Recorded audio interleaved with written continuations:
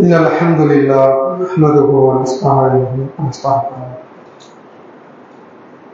ونعوذ بالله من شرور أنفسنا ومن سيئات أعمالنا من يهدي الله فلا مضل له ومن يضلل فلا هادي له وأشهد أن لا إله إلا الله وحده لا شريك له وأشهد أن محمدا عبده ورسوله أما بعد فقد قال الله تعالى في القرآن العظيم والفرقان المجيد أعوذ بالله من الشيطان الرجيم بسم الله الرحمن الرحيم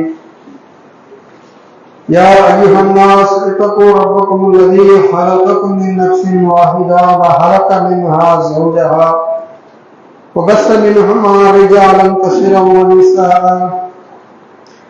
واتقوا الله الذي تساءلون به والأرحام إن الله كان عليكم رقيبا يا أيها الذين آمنوا اتقوا الله وقولوا قولا سديدا يصلح لكم أعمالكم ويغفر لكم ذنوبكم ومن يطع الله ورسوله فقد فاز فوزا عظيما وقال نبينا محمد رسول الله صلى الله عليه وسلم إن أصدق الحديث كتاب الله وأحسن الهدي هدي محمد صلى الله عليه وسلم وشر الأمور محدثاتها وكل محدثة بدعة وكل بدعة ضلالة وكل ضلالة في النار. அளவற்ற அருளாளனும் நிகரில்லாத பேரன்புடையுமாகிய எல்லாம் வல்ல ஏக இறைவனின் நல்லடியார்களே, அல்லாஹ்வுடைய அன்பும் அருளும் கிருபையும் கருணையும் முஸ்லிம்கள் தங்கள் உயிரை விட மேலாக நேசிக்கக்கூடிய, மதிக்கக்கூடிய, பின்பற்றக்கூடிய நபிகள் நாயகம் ஸல்லல்லாஹு அலைஹி வஸல்லம் அன்னவர்கள் மீதும் அன்னாரின் குடும்பத்தார்கள் அனைவர்கள் மீதும் சத்திய சஹாபாக்கள், தாபீன்கள், தபோ தாபீன்கள், இமாம்கள் அனைவர்கள் மீதும் உலகத்தில் வாழக்கூடிய முஸ்லிமான ஆண் பெண் அனைவர்கள் மீதும் அல்லாஹ்வுடைய அன்பும் அருளும் கிருபையும் கருணையும் என்றென்று நின்று நிலவட்டும் என்ற பிரார்த்தனையோடு இந்த வார ஜும்மாவுடைய உரையாக பள்ளிவாசலுடைய சிறப்புகள் என்ற தலைப்பு தேர்வு செய்யப்பட்டிருக்கிறது. பொதுவாகவே இந்த உலகத்துல பல்வேறு இடங்களை நாம பார்த்திருக்கிறோம். பிரம்மாண்டமான கட்டிடங்கள், தொழிற்சாலைகள், இன்னும் ஏராளமான கண் குளிர்ச்சியாக சொர்க்கமே இதுதான் என்று சொல்லக்கூடிய அளவிற்கு இயற்கை வளங்களை பார்த்திருப்போம், வீடுகளை பார்த்திருப்போம். இப்படி பல்வேறு விஷயங்கள் இருந்தாலும் கூட மனிதன் பிரமிக்கக்கூடிய அளவிற்கு மனிதனுடைய சிந்தனை அப்படியே தன்னுடைய குருவத்தை தூக்கி பார்க்கக்கூடிய அளவிற்கு பல கட்டளைகளையும் பார்த்திருக்கிறோம். ஆனால் அல்லாஹ் ரப்பல் ஆலமீன் இந்த பூமியிலே அல்லாஹ்வுக்கு மிகவும் விருப்பமான ஒரு இடம் என்று சொன்னால் அது பள்ளிவாசல் என்று அல்லாஹ் சொல்லி காட்டுகிறான். ஸல்லல்லாஹு அலைஹி வஸல்லம் சொல்றாங்க.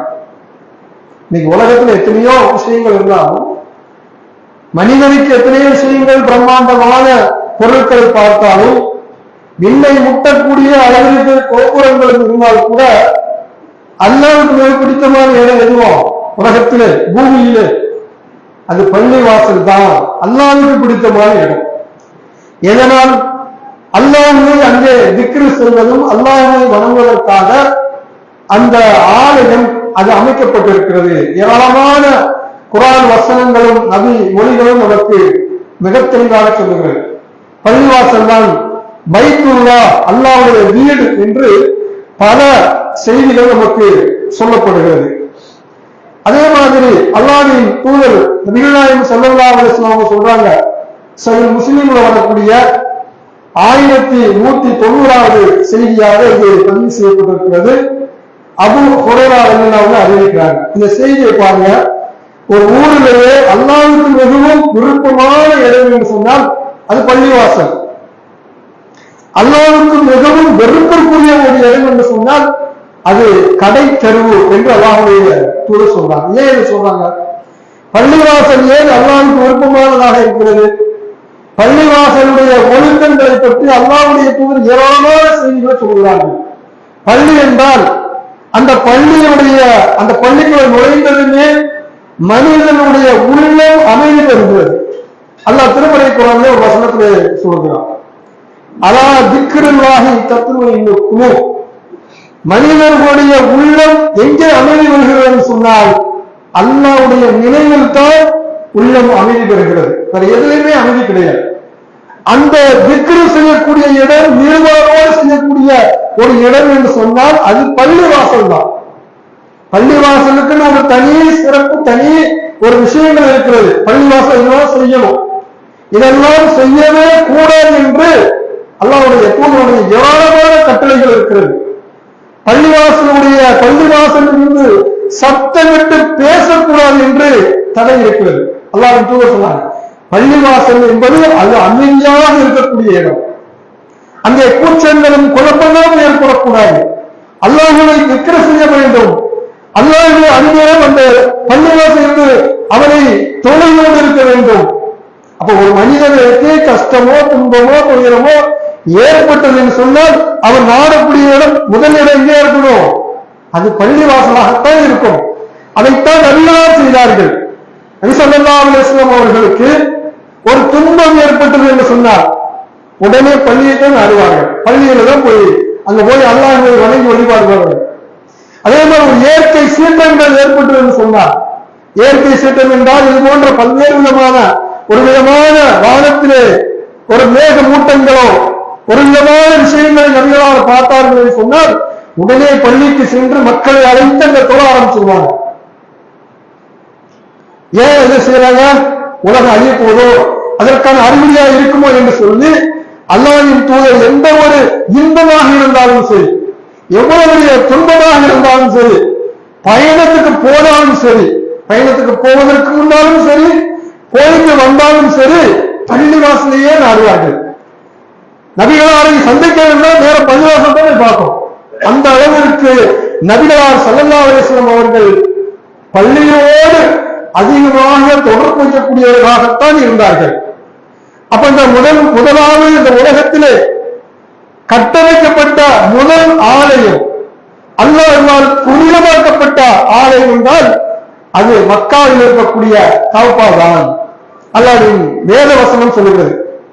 திருமறை குர்ஆன்ல 3வது அத்தியாயத்துடைய 96வது வசனத்திலே அல்லாஹ் சொல்கிறார், அகிலத்திற்கு நேர்வழியாகவும் பாக்கியம் உறுதியதாகவும் மனிதர்களுக்கு கட்டமைக்கப்பட்ட ஒரு ஆலயம் தான் பக்கா என்ற மக்கா என்று சொல்லப்படுகிறது. அதோட பேர் என்ன? உண்மையான பேர் என்பது பக்கா. பக்கா என்று சொல்லி அதுக்கு அல்லாஹ்வுடைய வேதவசம் தொடர்ச்சா அது மக்கா என்று சொல்லப்படுகிறது. திருக்குறான் அல்லாஹ் சொல்லி காட்டுகிறார். நபிகளாரும் சொல்லுகிறார்கள், எந்த அளவுக்கு இந்த உலகத்திலே முதலாக இறைவனால் இந்த உலகத்திலே புனிதப்படுத்தப்பட்ட ஒரு ஆலயம் என்று சொன்னால் அது மக்கா தான். மக்காவில் இருக்கக்கூடிய காபத்துல்லாஹ், அதுதான் புனிதப்படுத்தப்பட்ட ஆலயம். முதலாக மனிதர்கள் வணங்கி வழிபடக்கூடிய ஒரு இடம் என்று சொல்லப்படுகிறது. அதே மாதிரி அல்லாஹ்வின் தூதரிட்ட சஹாபாக்கள் கேட்கிறார்கள், அல்லாஹ்வின் தூதரே, இரண்டாவது ஒரு பள்ளிவாசல், புனிதமிக்க பள்ளிவாசல் தான் எது என்று கேட்கும்போது ஜெருசலத்தில் இருக்கக்கூடிய மஸ்ஜிதுல் அக்ஸா. முதல்ல மக்கா, அதுக்கு அடுத்ததாக மஸ்ஜிதுல் அக்ஸா என்று அல்லாஹ்வின் தூதர் சொல்லக்கூடிய செய்தி சஹீஹ் புகாரில 3366வது செய்தியாக இது பதிவு செய்யப்பட்டிருக்கிறது.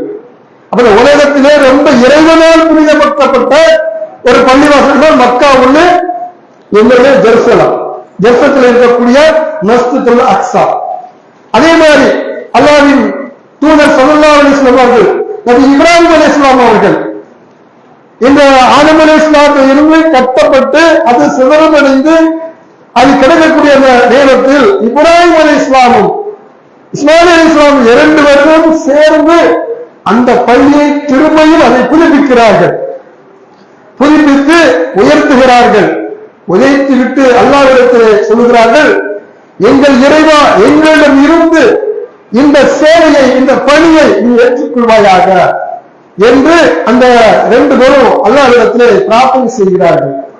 அதே மாதிரி பள்ளிவாசலுடைய நோக்கம் எதற்காக கட்டப்படுகிறது என்றால், அந்த பள்ளிவாசலை வைத்துத்தான் மக்கள் மன்றத்திலே சத்தியத்தை எடுத்து சொல்ல முடியும். கட்டமைப்பு ஒரு களமாடக்கூடிய ஒரு தளமாக இருக்கக்கூடியது அது பள்ளிவாசல்கள் தான். அப்படிப்பட்ட அந்த பள்ளிவாசல்கள் எப்படி நாம் அதை பராமரிக்கிறோம், அதை எப்படி கண்ணியப்படுத்துகிறோம் யோசிச்சு பாருங்க. ஆரம்ப காலத்துல பள்ளிவாசல் இறைவனை மட்டுமே வணங்க வேண்டும் என்பதற்கான ஒரு கட்டடத்தை நாம் கட்டுகிறோம். அங்கே அல்லாஹ்வை மட்டும் வணங்க வேண்டும் என்று எத்தனையோ பிரம்மாண்டமான பள்ளிவாசல்கள், பல சலுகைகள் இருக்கக்கூடிய பல விஷயங்களை நாம் அங்கே காணக்கூடிய அகலிற்காக தண்ணி இருக்கும், பல்வேறு சொகுசான விஷயங்கள் எல்லாம் நம்ம மற்ற பள்ளிகளில் பார்க்கலாம். ஒரு பள்ளிக்குள்ள போயிட்டு வெக்கையே இருக்காது. சுண்ணத்து ஜமாத்துக்குள்ள பள்ளிக்குள்ள போயிட்டீங்கன்னா இந்த மாதிரி வெக்கை அடிக்குமா, வெக்கையை பார்க்க முடியாது. ஏசி மாட்டிருப்பாங்க, சேர்ந்து இருக்கும், நல்லா பிரம்மாண்டமா இருக்கும். இந்த மாதிரிதான் இருந்தாலும் அந்த பள்ளியெல்லாம் நாம் புறக்கணித்து விட்டு அதை விட்டு வெளியேறி நமக்கு ஒரு பள்ளிவாசலை கட்டி வணங்கி கொண்டிருக்கிறது என்ற நோக்கத்திற்காக அந்த தொழில் போயிட வேண்டியது. ஏன் அங்க தொழவில்லை என்றால், அங்கே அல்லாஹ்வுடைய வேத வசனம் அங்கே கேள்வி கூத்தாக்கப்படுகிறது, அல்லாஹ்வுடைய தூதருடைய போதனைகள் தூக்கி வீசப்படுகிறது. அங்க அல்லாஹ்வுடைய வேத வசனம் ஓதுகிறேன் என்று சொல்கிறார்கள், அதுக்கு நேர் மாற்றமா பல்வேறு விஷயங்களை செய்கிறார்கள். தூதரை தான் பின்பற்ற வேண்டும், ஆனால் தூதரை பின்பற்றுவேன் என்று 4 சொல்லுகிறார்கள். ஆனால் அவர்கள் பின்பற்றக்கூடியவர்கள் 4 இமாம்களில் ஒருவரை பின்பற்றுகிறார்கள். அல்லாஹ்வுடைய தூதரை செய்திகளை எடுத்து வைத்தாலும் இதெல்லாம் எங்களுக்கு தேவையில்லை, உங்களுக்கு எங்களுடைய முன்னோர்கள் எங்களுக்கு வழிகாட்டு என்று சொல்லுகிறார்கள். இதையெல்லாம் பார்த்துத்தான் இது வழிகேடு, தெளிவான வழிகேடு, இந்த வழிகேட்டை நோக்கி நாம் பயணிக்கணும் சொன்னால் நிச்சயமாக நமக்கும் நரகம் கிடைக்கும் என்று சொல்லிதான் அங்கிருந்து விலகி வந்தோம். அப்படி விலகி வந்துத்தானே தன்னுடைய பொருளாதாரத்தை செலவழித்து இது போன்ற ஒரு கட்டிடத்தை கட்டியிருக்கோம். இன்னைக்கு நம்ம நினைக்கிறோம் உலகத்துல பல்வேறு விதமான பள்ளிவாசல்கள் தமிழகத்திலே இருக்கிறது. அந்த பள்ளிவாசல் நீங்க பார்த்தீங்கன்னா பிரம்மாண்டமாக இருக்கும். எல்லோரும் சொல்றாங்க பள்ளிவாசல் அங்கே இருக்கிறது என்று சொல்வார்கள், அந்த பள்ளிவாசல் நல்லா இருக்கு என்று சொல்வார்கள். உலகத்தில் அது பள்ளிவாசல் அவ்வளவுதான். நம்முடைய பார்வையில் அது பள்ளிவாசல். சுன்னத்து ஜமாத் என்று சொல்லக்கூடிய அந்த பள்ளிவாசல் இருக்கிறது, நம்முடைய பார்வையில் அது பள்ளிவாசல். பள்ளிவாசல் தெரும்பாங்க, பள்ளிவாசல் வீட்டுக்கு பக்கத்து வீடும்பாங்க, பள்ளிவாசலை குறிப்பிட்டு சொல்வார்கள். பள்ளிவாசல் என்றாலே அது அல்லாஹ்வை மட்டும்தான் வணங்கப்பட வேண்டும். அவனை விடுத்தவர் யாரையும் அது வணங்கக்கூடாது, அவனை வேறு யாரையும் அழைத்து பிரார்த்தனை செய்யக்கூடாது. அப்படிப்பட்ட பிரம்மாண்டமான பள்ளிவாசல்கள் நம்முடைய பார்வையிலோடு அது பள்ளிவாசல். அல்லாஹ்வுடைய பார்வையில் அது பள்ளிவாசலா? சிந்தித்து பாருங்கள். அல்லாஹ்வுடைய பார்வையில் அது பள்ளிவாசலே கிடையாது. நாம டிஜிட்டல் இருக்கும், கவர்மெண்ட் ரெக்கார்டுல இருக்கும், பத்திரத்துல இருக்கும் பள்ளிவாசல் என்று. அல்லாஹ்வுடைய லிஸ்ட்ல இருக்குமா? ஏன் அல்லாஹ்வுடைய லிஸ்ட்ல இல்ல என்றால் அங்கே அல்லாஹ்வை வணங்கப்படவில்லை. அல்லாஹ்வை வணங்குகிறார்கள், அல்லாஹ்வையும் சேர்த்து வணங்குகிறார்கள். நபிகளை பின்பற்றுகிறோம் என்று சொல்கிறார்கள், ஏராள நபி தோழர்களையும் இமாம்களையும் பின்பற்றுகிறார்கள். நபிகளுடைய செய்தி கண்ட தூக்கி வீசுகிறார், முடியாதுங்கிறார். அதுக்கு ஏராளமான செய்திகள் இருக்கு. அப்ப இங்கு நாம் கட்டமைக்கப்பட்டிருக்கிறோமே சாதாரண ஒரு ஹாஸ்பிட்டல் சீட்டு தான், சாதாரண ஒரு ஓர்வட்ட தான், கூரை கட்டிடம் தான். ஆனால் உலகத்துல வந்தா இது மர்க்கஸ்ன்னு சொல்லலாம். ஒரு பேருக்கு தான் மர்க்கஸ் வச்சிருக்கோம். ஏன் கவர்மெண்டுடைய சூழ்நிலை கைது மர்க்கஸ் வச்சிருக்கிறோம். ஆனால் அல்லாஹ்வுடைய பார்வையிலே கெஜெட்டில் இருக்கக்கூடியது, அல்லாஹ்வுடைய லிஸ்ட்ல இருக்கக்கூடிய ஒரே பள்ளிவாசல் அல்லாஹ்வை மட்டும் வணங்கக்கூடிய ஒரு பள்ளிவாசல் என்றால் அது நம்ம பள்ளிவாசல். அல்லாஹ்வை விடுத்து வேற யாரையும் அழைத்து பிரார்த்தனை செய்யக்கூடாது. அப்படிப்பட்ட ஒரு பள்ளிவாசல் இருக்கிறோம். ஒரு காலத்துல 2011 2011 வடகரையில ஏகத்துவ பிரச்சாரத்தை வீரியமாக செய்கிறோம். அப்ப நாங்க ஒரு ஆஸ்போட்டா ஒரு மச்சில ஆஸ்போட்டா சீட்ல ஒரு மொத்தத்துல ஒரு 10க்கு 4 மொத்தத்துல 2 சமூக நிக்க முடியாது. 2 சமூகம்னா ரொம்ப நெருக்கடியா இருக்கும். அந்த மாதிரி ஆரம்பத்துல நிக்கிறோம் 2010. அப்பொழுது இந்த ஏகத்துவத்தை எதிர்க்கக்கூடிய இமாம்கள், வடகரை ஆளுங்கள், அவர் பள்ளிவாசலை வைத்து கொச்சையாக பேசுகிறார். எப்படி பேசுகிறார்னா, அதாவது இவர்களுடைய வஹாபிகளுடைய பள்ளிவாசல்கள் எப்படி இருக்கும் என்று சொன்னால் கூரை கட்டடமாக இருக்கும், ஆஸ்போட்டா சீட்டாக இருக்கும், வாடகை கட்டிடமாக இருக்கும் என்றெல்லாம் பொது மேடையில பேசுகிறார். அல்லாஹ்வுடைய கிருபைக்கு அவருக்கு அல்லாஹ் நேர்வழி காட்ட வேண்டும். அவருடைய பிரச்சாரம் தான், அவருடைய வீரியமான பிரச்சாரத்தின் மூலமாகத்தான் கிட்டத்தட்ட நான் இன்னைக்கு கிட்டத்தட்ட 1 கோடிக்கு நெருக்கமான ஒரு பள்ளிவாசலை கட்டியிருக்கிறோம் என்று சொன்னால் அவருடைய தூண்டுதல் தான் இதுக்கு காரணம். அவர் சொன்னார், என்ன சொன்னார் தெரியுமா? மர்க்கஸ் என்று, இது மர்க்கஸ் அல்ல, இது சர்க்கஸ். ஏன் சொன்னார்? ஏன் சொன்னார் தெரியுமா?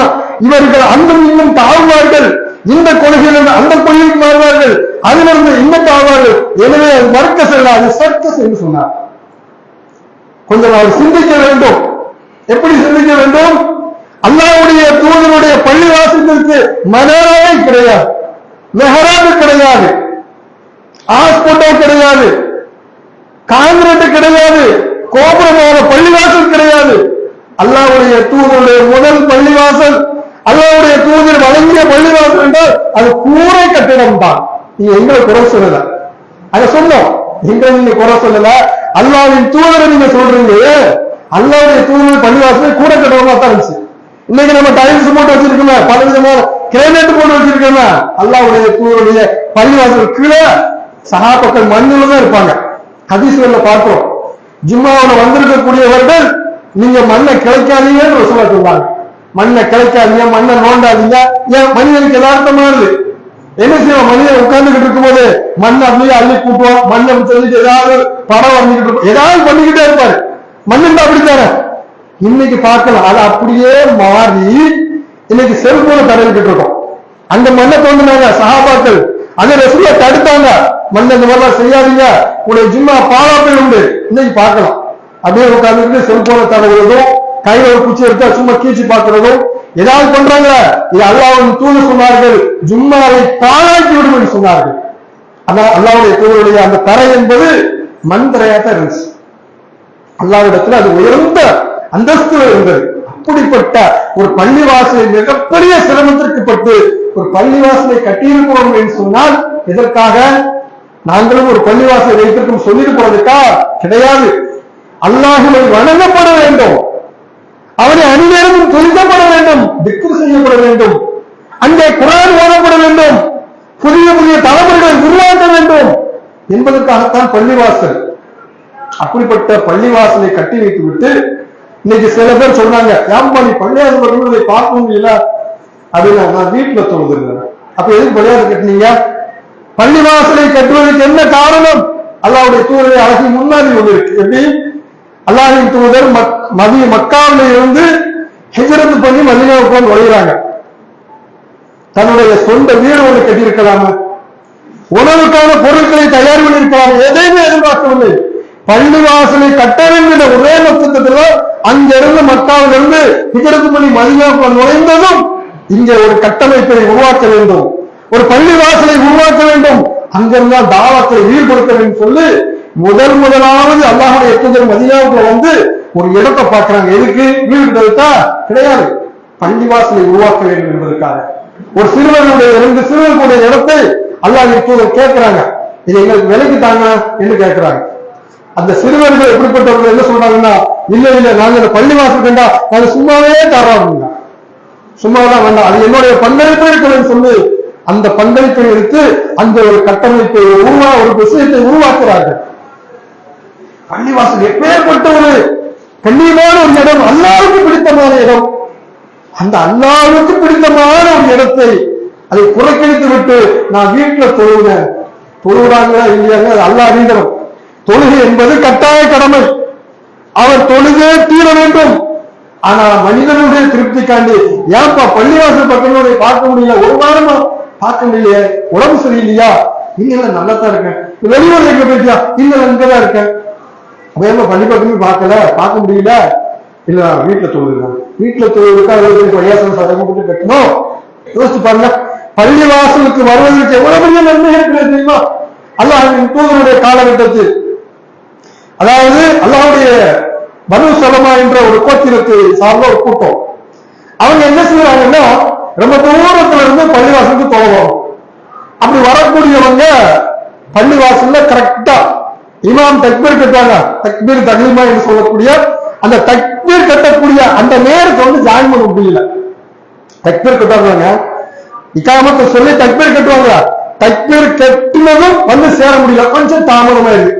ஒரு ரக்காத்திலே சேர்ந்துடுறாங்க, கொஞ்சம் தாமதம். அந்த தக்பீர் கட்டும் போது சேர்ந்து கட்ட முடியல. இதற்காகவே அந்த குழுவினர் என்ன செய்யறாங்கன்னா, நம்ம ரொம்ப தூரத்திலிருந்து வரோம், அதனால நமக்கு அந்த தக்பீர் கட்டக்கூடிய அந்த வாய்ப்பு நமக்கு கிடைக்க மாட்டேங்குது. ஒரு ரக்காத்து நின்றுடுது, ஆனா தக்பீர் கட்டணும் நம்ம போறோம். தக்பீர் கட்டும் போது தக்லீமா ஆரம்பத்திலே நம்ம போகணும் என்பதற்காக சொந்த வீட்டை எல்லாம் காலி பண்ணிட்டு பள்ளிவாசலுக்கு அருகாமையில் நாம் வீடு பார்க்க வேண்டும் சொல்லி பேசிக்கிறதாங்க. அந்த நேரத்தில் அல்லாஹ்வுடைய தூதர் சொன்னாங்க, அந்த பனு சல்மா கோத்திரத்தை அழைத்து சொல்றாங்க, இந்த பாருங்க, நீங்க உங்களுடைய வீடுகளை அங்கேயே அமைத்துக் கொள்ளுங்கள், இங்க கொண்டுட்டு வந்துடாதீங்க. ஏன் இங்க கொண்டுட்டு வந்துடாதீங்க அப்படின்னா, அங்கிருந்து உங்களுக்கு ஒரு நன்மையை சொல்லட்டுமா, அழகான ஒரு நன்மையை சொல்லட்டுமா, சொல்லுங்க யார சொல்லலாம் என்று கேட்கும் பொழுது அதுக்கு அல்லாஹ்வுடைய தூதர் சொன்னார்கள், நீங்க எங்கிருந்து நடந்து தொழுகைக்காக வரீங்களோ, நீங்க நிறைய பேர் அப்படித்தான் சொல்றாங்க, மர்க்கஸீங்க அங்க ஒண்ணு வச்சுட்டீங்கப்பா, முக்குமடைகளும் வச்சுட்டீங்க, தெரு முனையில எப்படி இருக்கும் தெரியுமா, அப்படி சொல்லக்கூடிய மக்களை பார்க்கிறோம்.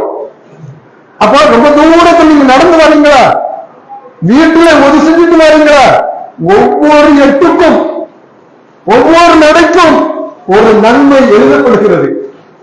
அல்லாஹ்விடத்திலே ஒரு தரச்சா உயர்த்தப்படுகிறது, ஒரு பாவம் அழிக்கப்படுகிறது என்று அல்லாஹ்வுடைய தூதர் சொல்றார். யோசிச்சு பாருங்க, இன்னைக்கு நாம என்ன செய்யறோம், டக்கு டக்கு பைக் எடுத்துட்டு வந்துடுறோம். எப்ப முன்னக்கூட்டி நடந்து வந்தால் நன்மை இருக்கிறது.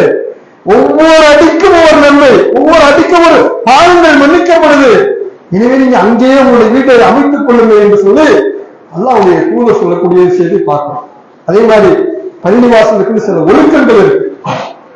பள்ளிவாசல் என்று சொன்னால் அங்கே அமைதியாக இருக்க வேண்டும், அங்கே கூச்சல் குழப்பங்கள் போடக்கூடாது, அங்கே வீணான காரியங்கள் ஈடுபடக்கூடாது. பள்ளிவாசல் நீங்க சும்மா இருந்தாலே போதும். பள்ளிவாசல் சும்மா இருந்தா போதுங்க. எதுக்கு பள்ளிவாசல் சும்மா இருந்தா சும்மா இருக்கீங்களா, சரி குர்ஆன் எடுத்து படிப்போங்க, ஒரு ஹதீஸ் எடுத்து படிப்போங்க, குர்ஆன் விஷயங்களை பற்றி அந்த வரலாற்றுகளை பற்றி ஏதாவது அந்த இஸ்லாம் சார்ந்த விஷயங்கள் தான் பேசுவோம், வீணான விஷயங்கள் பேச மாட்டோம். ஆனா இன்னைக்கு பார்க்கலாம், சில பள்ளிவாசல்கள்ல பள்ளிவாசல்ல உள்ள உட்கார்ந்து நாடகம் பார்த்துக்கிட்டு இருக்காங்க, சில பேர் காமெடி பார்த்துக்கிட்டு இருக்கிறாங்க. பள்ளிவாசலுடைய கண்ணியமே சீர்குலைத்து. பள்ளிவாசல் என்பது அல்லாஹ்வை வணங்குவதற்கு, அல்லாஹ்வை நினைவு கூறுவதற்கு. அந்த செல்போன்ல குர்ஆனை பார்க்கலாம், ஹதீஸை பார்க்கலாம். ஆனா சினிமாவில் வரக்கூடிய அந்த நாடகங்களையும் அந்த சினிமாவில் வரக்கூடிய காமெடிகளையும் தேவையில்லாத விஷயங்களை அங்கே பார்த்துக் கொண்டிருக்கிறோமே, இது அந்த பள்ளியுடைய கண்ணியத்தை சீர்குலைத்ததற்கு நாமளே காரணமாகிவிடும். யோசித்து பார்க்க வேண்டும். அதே மாதிரி பள்ளிவாசல்கள் இன்னைக்கு சில இடங்கள்ல ஜும்மாவுக்கு போனா மிம்பர்ல பாத்தீங்கன்னா ஒரே டஸ்ட். பள்ளிவாசலுக்கு மிம்பர்ல கைய வச்சீங்கன்னா ஒரே டஸ்ட். கீழே இருக்கக்கூடிய அந்த சேரை பார்த்தீங்கன்னா அதுல டஸ்ட். தொடச்சிருக்கே மாட்டாங்க போல. வந்து அவர் பயம் பண்ணக்கூடிய உட்கார்ந்தா பயம் ஒரு சிந்தனையே போயிடும். ஆனால் இப்ப வந்து முடிச்சுட்டு வந்து வேட்டி அதுக்காக இருக்குமோ, இப்ப கையை வச்சதும் அந்த ஏதோ பேசணுமோ அதே மறந்துடும். அப்ப பள்ளிவாசல் எந்த அளவுக்கு சுத்தம் செய்ய வேண்டும், வாரத்துக்கு 2 முறை செய்ய வேண்டும். சாதாரண விஷயம் இல்ல, சுத்தம் செய்வதனால் சொர்க்கம் கிடைத்தது என்று அல்லாஹ்வுடைய தூதர் சொல்றாங்க. எந்த அளவுக்கு என்றால், அல்லாஹ்வுடைய தூதருடைய காலகட்டத்தில் மதீனாவை சுத்தம் செய்யக்கூடிய ஒரு பெண்மணி, அவங்க பள்ளிவாசல்ல சுத்தம் தான் செய்வாங்க, எந்த வேலையும் கிடையாது. அங்க டஸ்ட் சின்னத பொடி கிடக்கிறது, தூக்குறது, குப்பைகள் கிடந்தா ஒதுக்குறது, இதைத்தான் செஞ்சாங்க. இதை செய்யக்கூடிய அந்த சந்தர்ப்பத்தில் அவங்க மரணிச்சிருந்தாங்க. மரணிச்சது நபிகள் நாயகம் ஸல்லல்லாஹு அலைஹி வஸல்லம் அவர்களுக்கு தெரியப்படுத்தாமலே, பெரிய அளவுக்கு தெரியப்படுத்தாமலே போய் அடக்கம் செஞ்சுட்டாங்க. அல்லாஹ்வுடைய தூதர் வந்து கேட்காங்க, ஒரு பெண்மணி எப்ப பார்த்தாலும் சுத்தம் செஞ்சுக்கிட்டே இருக்குமே, அந்த பெண்மணி எங்க காணும்? அவங்க நேற்று நைட்டே இறந்துட்டாங்க. இறந்துட்டாங்கன்னா என்ன செஞ்சீங்க? அடக்கம் செஞ்சுட்டோம் இந்த ஒரு வார்த்தை சொல்ல வேண்டாமா என்று சொல்லிவிட்டு அல்லாஹ்வுடைய தூதர் எங்க அடக்கம் பண்ணுச்சோ அந்த இடத்துல இருந்து காயிப் ஜனாசா தொழுகை நடத்தி அவங்க தனி பிரார்த்தனை செய்யறாங்க. என்ன காரணம்? பள்ளிவாசல் சுத்தம் செய்ய ஒரே காரணம், அவர்கள் சொர்க்கம் இருக்கிறது என்று அல்லாஹ்வை பேசுவாங்க. சொர்க்கம் பள்ளிவாசலை ஆங்காங்க சில இடங்கள் ஏதாவது பொருளை எடுக்கும் போது டஸ்ட் இருக்கும், டஸ்ட தட்டி கொடுத்துருக்கோம். இவர் கூப்பிடுவோம், பிலால பிலால் வாப்பா என்ன பண்ண ஒரு புள்ளியா இருக்கு, அவர்தான் செய்யணுமா? உங்களுக்கு நன்மை வேணாமா? எங்க நீங்க அந்த டஸ்ட பாத்தீங்கன்னா ஒரு துணி வச்சு போறாங்க. பள்ளிவாசலை சுத்தமாக வைங்கள். அல்லாஹ்வுடைய தூதர் அதுக்கு ஒரு அழகிய முன்மாதிரி பாருங்க. ஒரு நேரத்தில் அல்லாஹ்வுடைய தூதர் தொழுது கொண்டு இருக்கிறார்கள். தொழுது கொண்டு மிகராப்புல ஒரு மூக்கு சளி, யாரோ துப்பி இருக்கா, தெரியாம துப்பி இருக்காங்க. பார்த்தா மூக்கு சளி. அந்த மூக்கு சளிய அல்லாஹ்வுடைய தூதர் தொழுக முடிந்த பிறகு அது தன்னுடைய கையால் சுத்தம் செய்கிறார். அது இருந்தா ஒரு பிரச்சனை ஒன்றும் கிடையாது.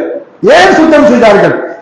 அல்லாஹ்வுடைய பைத், அல்லாஹ்வுடைய வீடு, அது சுத்தமாக பார்க்க வேண்டும், அந்த அமைதி நிகழ்வு வேண்டும். அது இருந்துச்சுன்னா ஒரு சிந்தனை வேற மாதிரி கூட இல்லையா? ஒரு நபித்தோர் வெளியிலிருந்து ஒரு இஸ்லாத்தில் இல்லாத ஒரு மனிதர் வந்து என்ன செய்யறாரு? பள்ளிவாசல ஒண்ணு கடிச்சிருந்தாரு. சஹாபாக்களும் ஓடி அடிக்க போறாங்க. அல்லாஹ்வின் தூதர் சொன்னாங்க, அவர் முழுமைப்படுத்தட்டும், அவர் முழுமையா இருக்கட்டும், விட்டுருங்க அப்படிங்க. அவர் முடிஞ்ச பிறகு தூக்கிட்டு வராங்க.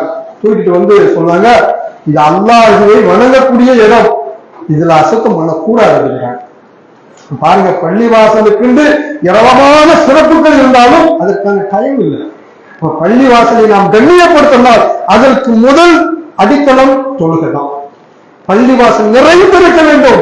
அதைத்தான் முதலாவது அல்லாஹ்வுடைய தூதர் பள்ளிவாசலை கட்டமைத்து அங்கே இருந்துதான் ஏகத்துவத்தை பிரச்சாரத்தை உருவாக்க வேண்டும் சொல்லி முதல் அடித்தளமாக பள்ளிவாசலை உருவாக்கினார்கள். அப்படிப்பட்ட அல்லாஹ்வை மட்டுமே வணங்கக்கூடிய இந்த பள்ளிவாசல் இன்னைக்கு ஜும்மாவுக்கு பாருங்க, ஜும்மாவுடைய சிறப்புக்கு யாருக்கும் தெரியாது, எல்லோருக்கும் தெரியும். என்ன தெரியும்? கேட்டு பாருங்க. ஜும்மாவுக்கு முதலாவது வரக்கூடியவருக்கு என்ன நன்மை இருக்காருங்க? அடிக்குவாரு. ஒட்டகம் முதலாக உள்ள நுழையக்கூடியவருக்கு ஒட்டகம் பரிசாக வழங்கப்படுகிறது. இரண்டாவது வருவதற்கு மாடு, மூன்றாவது ஆடு, நாலாவது கோழி, அஞ்சாவது முட்டை அடுக்குவாரு. அப்ப ஏன் லேட்டு? யோசிச்சு பாருங்க. இதே ரேஷன் கடையில் ஒரு 100 ரூபாய் கொடுக்கலாம்னு சொன்னா காலையில பல்லு கூட தேய்க்க மாட்டோம், அங்க வீட்டு சாதாரண ஒரு 500 ரூபாய் கொடுக்கலாம்னா இந்த பொங்கலுக்கு கூட கொடுக்கல, போன பொங்கல் கொடுக்கல, இந்த பொங்கல் கூட கொடுக்கல. அப்ப காலையில நேரத்துக்கு ஒரு 500 ரூபாய் பெருமதியா தெரிகிறது. ஆனா அல்லாஹ்வுடைய தூதர் சொல்கிறார்கள், அல்லாஹ்வுடைய தூதர் சொன்னாங்கன்னா அவங்க சொன்னதா அல்லாஹ்வின் புறத்தில் அறிவிக்கப்பட்டது.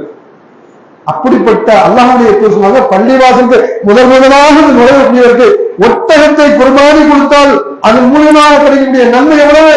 அவ்வளவு நன்மை கிடைக்கும். ஆனா இங்க ஜும்மாவில் பாருங்க ரொம்ப லேட்டு. அதே மாதிரி தொழுகைக்கு பாருங்க, தொழுகைக்கெல்லாம் இந்த ஜும்மாவில் இவ்வளவு பேர் இருக்கும், அசல் தொழுகைக்கு பார்க்கவே முடியாது, 2 பேர் தான் இருப்பாங்க. அப்ப நாம் நல்லா யோசிச்சு பார்க்கணும், இந்த பள்ளிவாசல் எதுக்காக கட்டமைக்கப்பட்டது? அல்லாஹ்வை வணங்குவதற்காகத்தானே. அல்லாஹ்வை வணங்குவதற்கு சொன்னால் ஏன் வணங்கவில்லை? நீங்க ஒவ்வொருத்தருக்கு ஒருத்தர் ஒரு பரிசோதனை செய்து பாருங்க. அப்ப இது நம்முடைய மறுமையில் நம்மளுடைய கேள்வியாக வந்துவிடும். அப்படிப்பட்ட அல்லாஹ்வை தூய வடிவில் வணங்கக்கூடிய அந்த பள்ளிவாசலை கட்டியிருக்கிறோம், அதை உருவாக்கி இருக்கிறோம். மக்களை உருவாக்க வேண்டும். அதற்கு உருவாக்குவதற்கு நாம் முன்மாதிரியாக இருக்க வேண்டும். நாம் முன்மாதிரி நமக்கு எல்லாம் அல்லாஹ்வுடைய தூதர் முன்மாதிரி. நான் முன்மாதிரி என்ன? பிறருக்கு நான் முன்மாதிரியா இருக்கணும். அவர் 5 நேரம் தொழுதாரு, நானும் நீங்க 5 நேரம் தொழுவோம். சும்முக்கு நான் முன்னக்கூட்டி வருவேன், நான் எல்லா தொழுகைக்கும் வருவேன். இப்படி எல்லா தொழுகையிலும் கலந்து கொள்வது அதுதான் அந்த பள்ளிவாசல் கொடுக்கக்கூடிய கண்ணியம் என்று சொல்லி எனது முதல் உரையை நிறைவு செய்கிறேன். வாஹிரத்தான அல்ஹம்துலில்லாஹி ரப்பில் ஆலமீன். அஸ்ஸலாமு அலைக்கும்.